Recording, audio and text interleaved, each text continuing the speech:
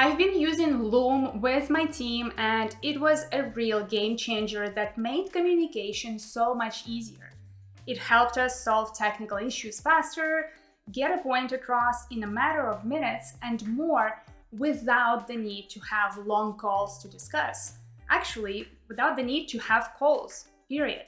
So let me show you how you can use Loom to improve communication in your remote team, and also how you can use it with Jira.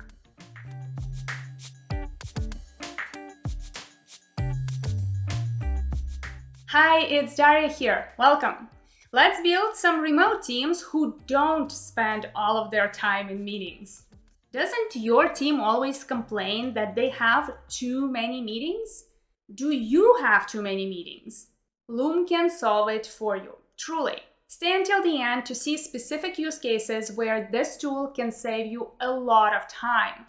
But wait, I have a very exciting announcement about something I've been working on.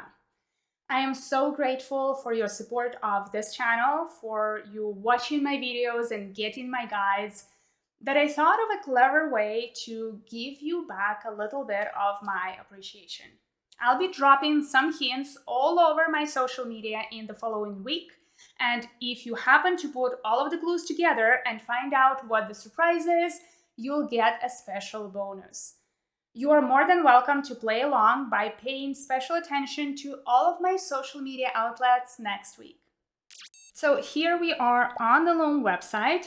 As you can see, Loom on, meetings off, record quick videos to update your team and cut down meetings by 29%. So that is the promise that they make. Let's look at the pricing page. So as you can see, they have a starter free pack where you can create up to 25 videos per person and up to 5 minutes per video, which is generally enough. I am kind of getting close to that limit, but usually I have some older videos that I can always delete. Maybe they're not needed anymore. And you get all of the key functionality. And then, of course, once you have maybe a team or you're working together using it all the time, then their business plan is $8 per creator per month. The more team members you have, the more expensive it's gonna be. So this is the dashboard that I have. I have lots of videos here. I have lots of videos that I have created for my team to share with them how to use different tools for Scrum Mastered. And as you can see, I'm kind of getting close to my limit of 25 videos here. I really only use the library page, so my library, where you can access all of your videos. You can download them, you can delete them, whatever you need to do, and obviously open them up to share them. So I'm going to show that, how to do that as well. But this is the dashboard. There obviously have other things. Notifications where Loom sends you an email whenever someone watches your video, so that can be very helpful as well. Where do we go from here? How do we actually record a video? Well, you don't really need anything, right? You're on this page, you have a new video at the top right corner here, or at the bottom left corner, record a video. So once you click it, it takes a little second and you can start recording. Another thing that you can have is actually an integration with Chrome if you're using Chrome. And in this case, you have a little pop-up the same way. So if I'm maybe on a different website, maybe on Google, I can quickly click on this pop-up and easily start recording, right? So when you don't have a video, it will just put in the picture that you have. They also have a desktop app that I don't really use. I prefer just use either the website or the Chrome extension. Let's get started. Let's actually click new video and let's record a video. So what are our options here? We have screen only, and basically instead of your video, it just shows your little image that you can move around. And then you can do screen and camera only. Now, if I click on screen and camera, I'm going to show you a little issue and how to solve it. Right now, the app does not detect my camera because I was doing some changes. So I was switching from one camera to another, and now it doesn't see it. So it thinks, well, you don't have a camera, you cannot record camera and screen. So what you can do is actually go into camera only in case you're having the same problem, and you can switch the camera. So I am going to use the OBS virtual camera. That's the one I'm using here. And as you can see, it is showing you what you're already seeing, because that is basically just how my camera works. But I can actually do that. Hello. That's like an Inception camera inside of the camera. I will turn it off though, and we'll do screen only, and we can start our recording. So as you start your recording, you can choose different screens that you would like to use. As you can see, either a window or a specific screen. So we can say we're going to use the same screen we're already using, and then it starts the timer. And there you go. The timer started, and we are now recording this video. So whatever I'm doing on this monitor will appear in my video. So if I'm going to the Scrum Mastered website, we can see the Scrum Mastered website saying hello there.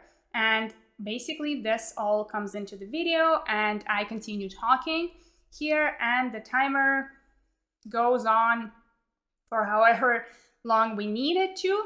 And once we're done creating and filming our video, we can say, okay, great, finish recording.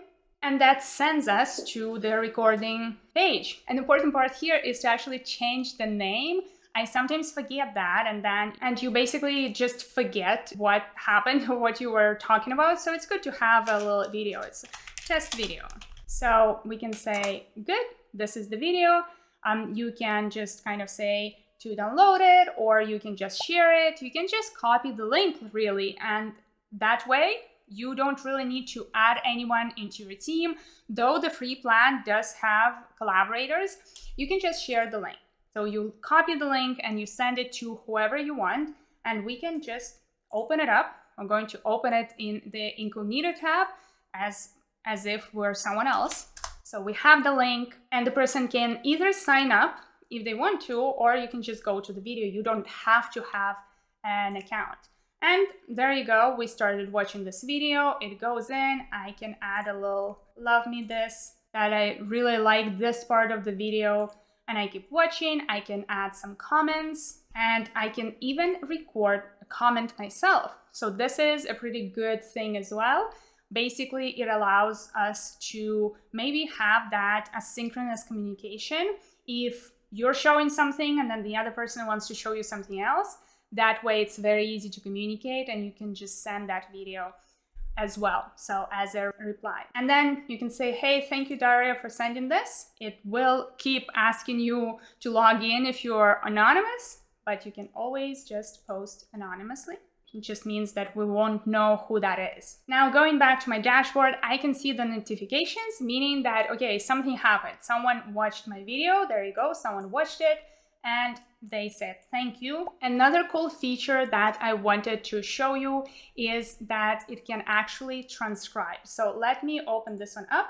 Why I'm opening this one more specifically, because it has been already transcribed. So that's basically everything I was saying, and you can go specifically to the part that you see here, which this is very, very good.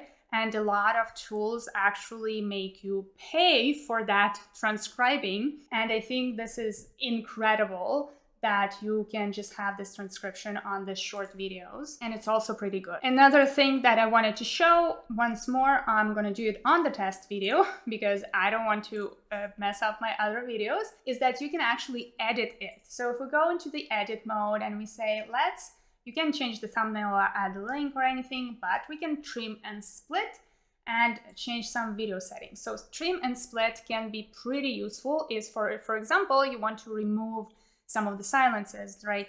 I want to remove just the beginning of this. So at the bottom here on the left, you can see that I removed this part, right? And then we can really just, let's put split in here. And now we have two little parts that we can trim however we want. And let's cut maybe this little part from here. I'm going to split right here. And there you go. So you can see that I only saved these three You can't really see the third one because of my picture. Let me move it. So as you can see, we have the 3 items that we wanted to keep, and we can even add a clip if we want to. So that can be useful. And then we can save changes, and voila, we have this video trimmed how we wanted it to be trimmed. Now, as I said, this works with Jira as well. So let's go into Jira and see how you can use it. Here I am on my Jira board right here. And let's go into an item right here. We're going to just open it up. And here we are. Say we wanted to just add a description. We can type something. But if we want to add something as well, right?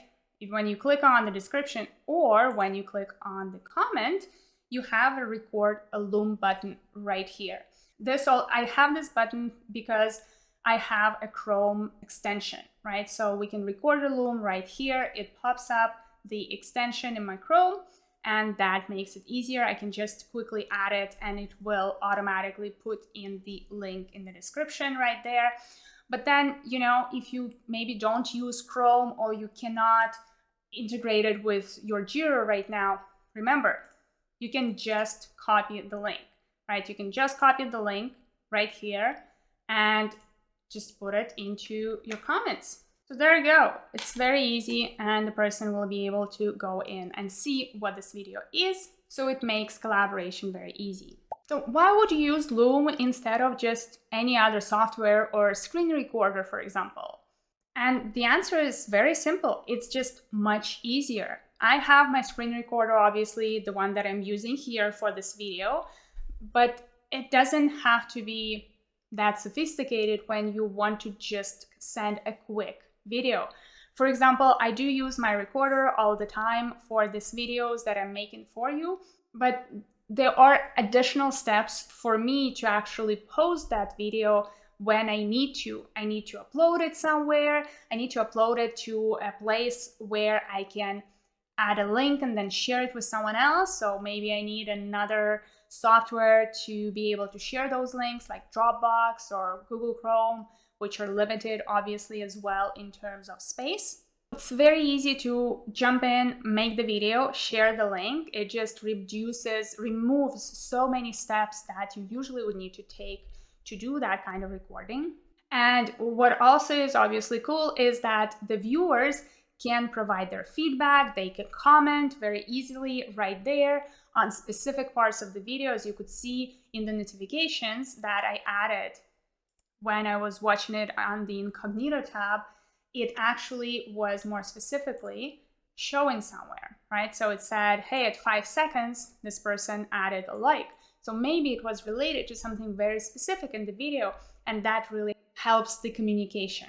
If you're interested in trying it out, my referral link will be in the description. And remember that you have a free plan. That is very generous. I think I've been using it for a couple of years now, and I just can't stop using it, just to kind of show you what kind of videos I have created for my team. So here are the videos with the process of how to use different tools that we're using at Scrum Master, right? Like ConvertKit, for example, here. I have explained how to post a blog post, for example, for people who are helping me with that. Social media text, or how to use our content collaboration dashboard.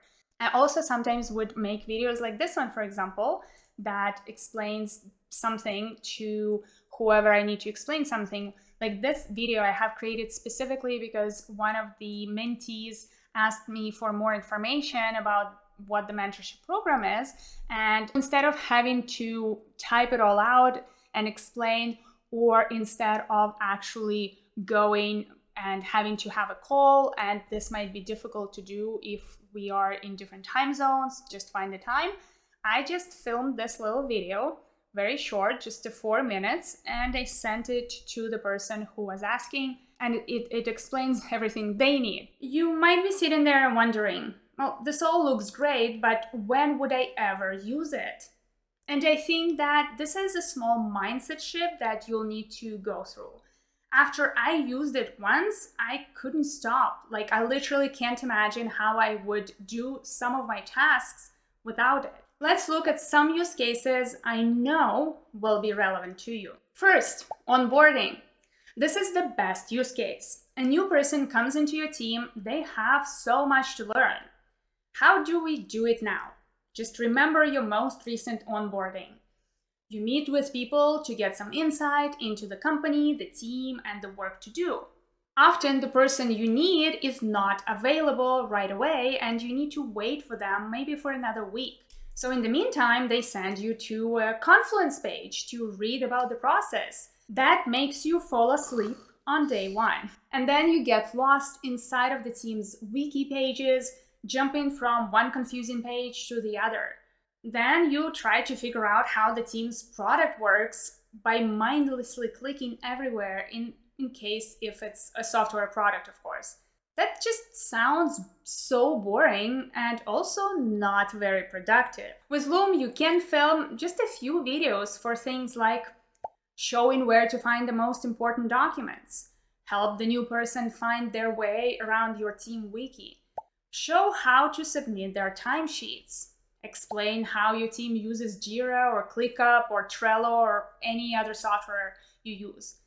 Show how your product works and its key features. And the best thing, you only need to film it once, and if the person has questions again, the video is still available. These are just a few examples of how to make the first days of the onboarding for the new person more effective while also saving you a lot of time. Just to be sure that we're on the same page, you still need to meet with the new person, but at least their self-onboarding part will feel much more personal and caring.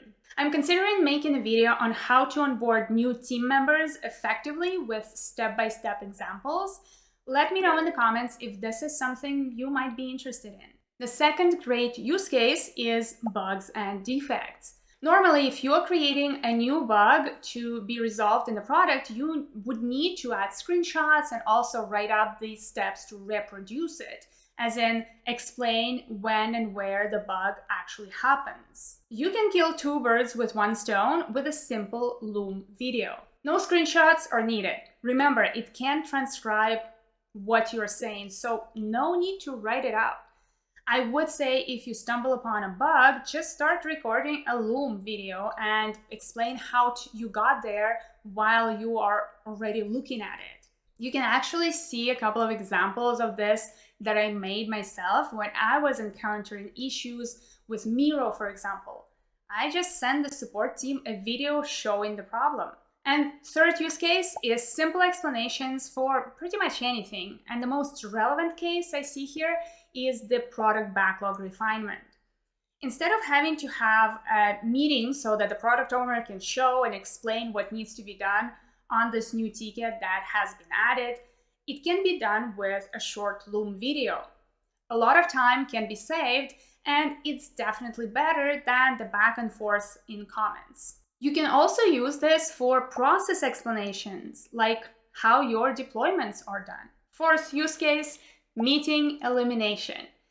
This, of course, is the whole point of Loom that they promote a lot on their website, using Loom to eliminate as many meetings as possible. Like when you are sending a project report, instead of having a meeting with the whole team that will eventually turn into a 2-hour discussion from a 15-minute status update that was originally planned, instead of that, send your file with a quick Loom explanation. That's it. Meeting eliminated. Or when you are in a chat with a colleague and it seems that they don't understand what you mean, the usual reflex is to jump on a quick call.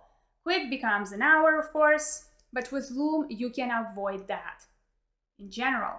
It may seem that I'm trying to eliminate all of the meetings with Loom, which is not the case.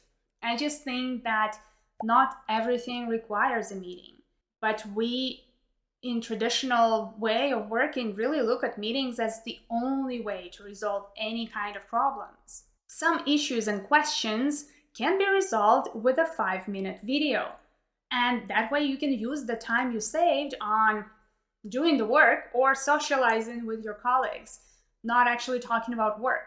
Speaking of socializing, I have this video that is called the 5 Easy Icebreakers for Better Meetings. And if you are looking for a way to build better relationships in your team, that can help you do that, especially for remote teams. That's everything I wanted to cover in this video. If you are interested in trying out Loom, you can find my referral link in the description to this video. This is not a sponsorship, they're not sponsoring me, but this is a referral link and you can get a discount if you sign up, and then that obviously helps me as well. If you liked this video, consider subscribing, liking, and leaving a comment. And I'll see you in the next video. Cheers and Scrum on!